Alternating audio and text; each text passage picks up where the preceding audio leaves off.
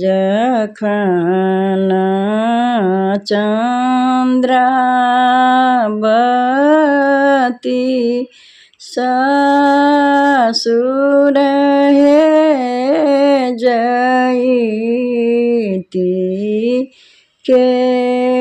देत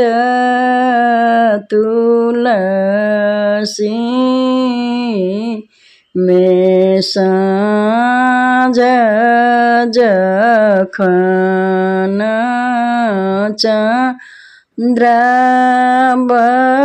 चंद्रावती ससुर जयती के देत तुलसी में साँझ लाले लाले डोलिया के सबु जियो हरिया लागी गेला बती का हार लए पाँचाओ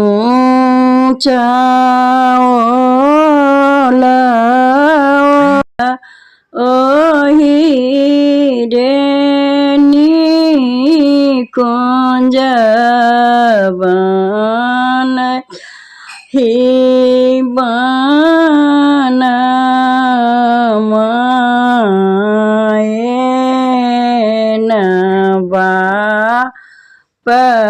पघोरी जइयऊ भाई आंगना घर है जइयऊ आमा होइती धरती लोटाइत रोस पत